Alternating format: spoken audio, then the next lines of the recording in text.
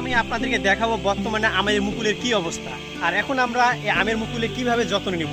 বর্তমানে আমাদের আমের মুকুলগুলো থেকে এই যে এভাবে পড়ে যাচ্ছে, আর এই যে ক্ষুদ্র ক্ষুদ্র যে দানাগুলো দেখতে পাচ্ছি এগুলোকে এখন পোকার উপদ্রবটা হইতেছে। এর জন্য আমরা কীটনাশক স্প্রে করতেছি এই মেশিন দিয়ে। এই জায়গাটা ছোটো, এই জন্য আমরা ছোটো পাম্প মেশিন দিয়ে স্প্রে করতেছি। আর স্প্রে করতেছি কি সেগুলো আমি দেখাই।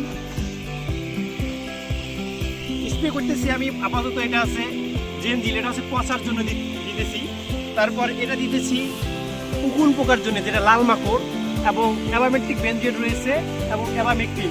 এটা হবে আপনার যে পোকাটা রয়েছে, যেটা নেদা পোকা, এটারও কাজ করবে। তার সঙ্গে দিতেছি ম্যানকোজিব মেটালিক্স 72 গ্রুপ। এটার উপকার হচ্ছে এই যে আমটা পচে যাচ্ছে এটা থেকে রক্ষা করবে।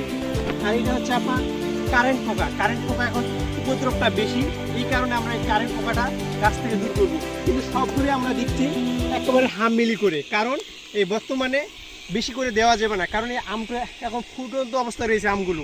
আর এরপরে যে ডোজটা পড়বে ঈদের পরে দিতে পারি সম্ভবত, সেই ডোজটা আমরা ফুল করে দিব ইনশাল্লাহ। দেখো আমের বাগানগুলো কত সুন্দর হয়েছে। আর মার্শাল্লাহ এবারকা আমের মুকুল আল্লাহর রহমতে ভালোই হয়েছে। আজকে আকাশটা একটু মেঘলা রয়েছে, বৃষ্টি আসার সম্ভাবনা রয়েছে। এটা হচ্ছে আমাদের নওগাঁ সাপাহারে। আর এখানে আমার ছোটো বোন রয়েছে সুন্দর করে, আর আরেকজন রয়েছে মারিয়া, তার সঙ্গে আমাদের এই কীটনাশক স্প্রে করতেছে সাইডে আরও লোকজন। ধন্যবাদ, ভালো থাকবেন।